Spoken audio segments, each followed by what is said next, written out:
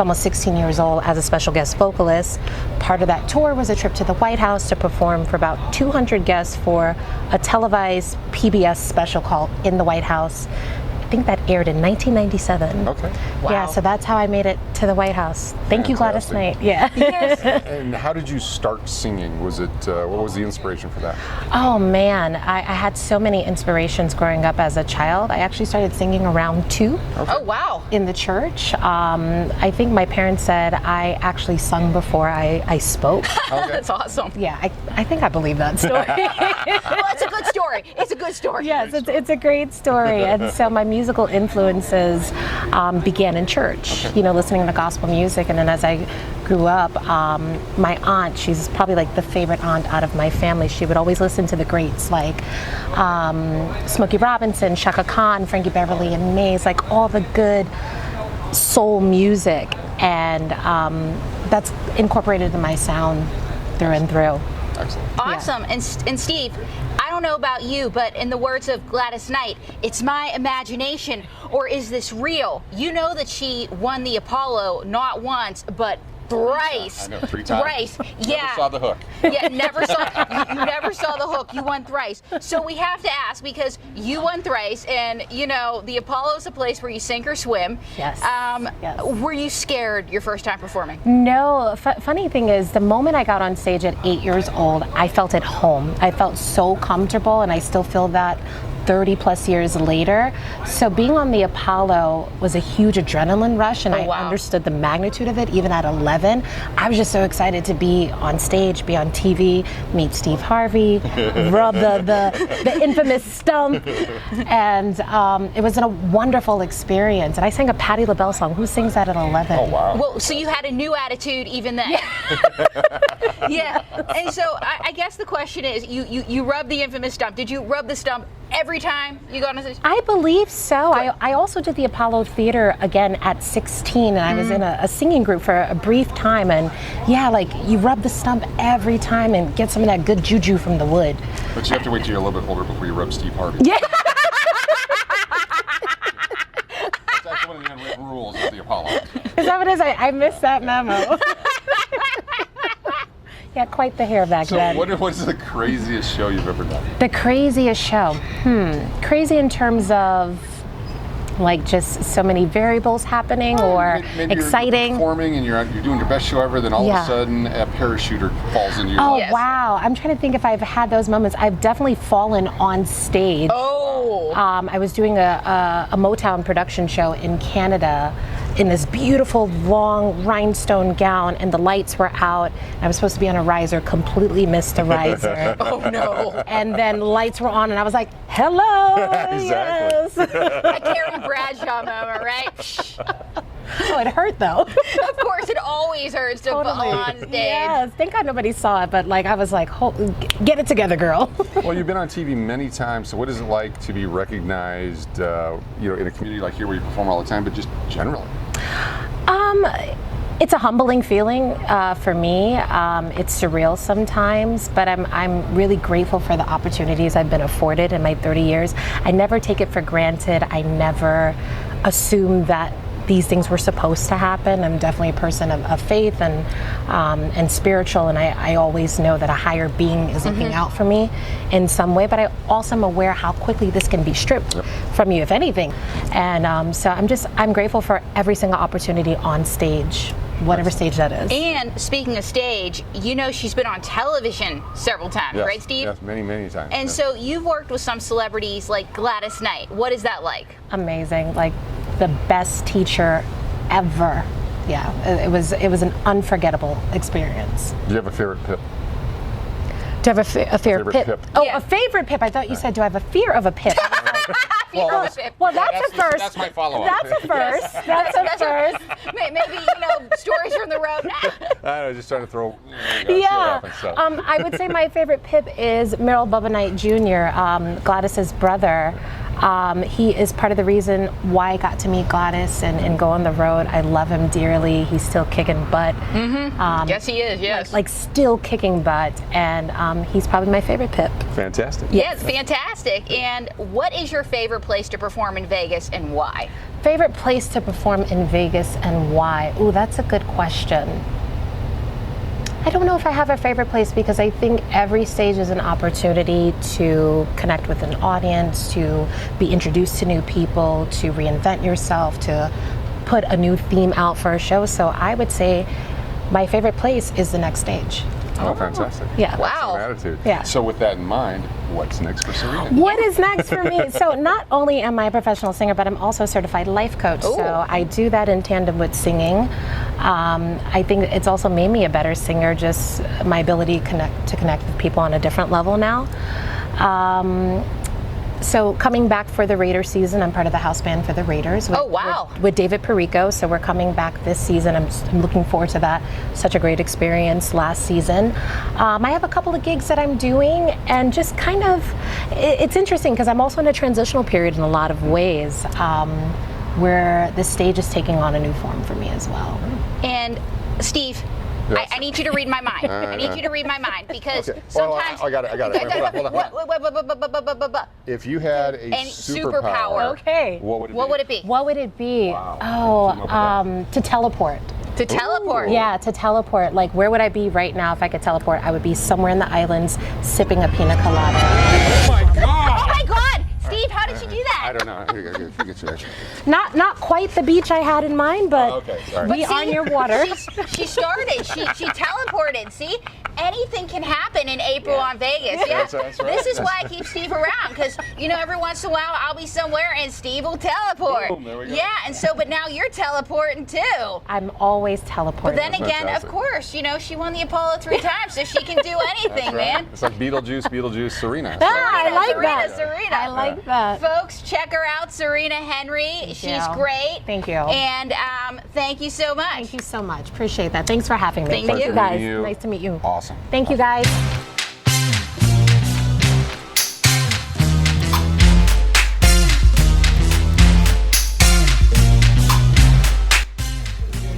Great show today, April. But how are things back in Double Park? Things are great, Steve. My cousin Mindy and her fiance Fabio are getting married this fall. It's going to be the wedding of the century. Correct me if I'm wrong, I didn't think Bobby could get out to like 2050, which is like halfway through the century. That's where you're wrong, Steve. Mindy spent her entire life savings and hired an expensive lawyer to overturn Fabio's conviction. He won a new trial and could be out very soon. Well, good luck to them, and I wish the Lovebirds a happy future. And so he'll get credit for time served. I wrote a letter extolling Fabio's good qualities myself. And let me tell you, Steve, he's got a lot. I can come up with, Steve, you're being a wet blanket just like both of Mindy's parents. Well, April, the guy dropped out of high school to open a chop shop. I know, and like I told the judge, he's an entrepreneur and a self-starter who values real-world experience. Isn't that great? There's also the grand larceny. I know, like I told the judge, Fabio's ambitious, a planner, and can clearly run a big company. Who wouldn't want him on their payroll? Can't really ignore the arson. I know. I highlighted that as well, as a matter of fact. Told the judge, Fabio sets fires because he has fire, passion, and convictions. He's definitely got the convictions, which is why he's in prison. And don't forget the high-speed chase. Oh, I know. I closed the letter with that one. I said, Judge, the fact Fabio has had several police forces from several counties chasing after him for several hours means he's an asset in any high-pressure situation. Well, I think it's kind you want to help him, Mindy, but shouldn't you go after someone who's emotionally and physically available, someone who has something like freedom? That's what my whole family, Fabio's lawyer, and the trial judge said, but that's not the best part. It gets better. You see, Fabio has an illegal cell phone Mindy smuggled in for him, and he and his entire cell block have been watching your Cash or Crash Las Vegas live channel on YouTube. Well, on second thought, then, maybe he has some qualities, and maybe I should send a letter to the judge saying GLBB. Gotta love Vegas, baby. At the English Hotel. From the City of Entertainment, April in Vegas.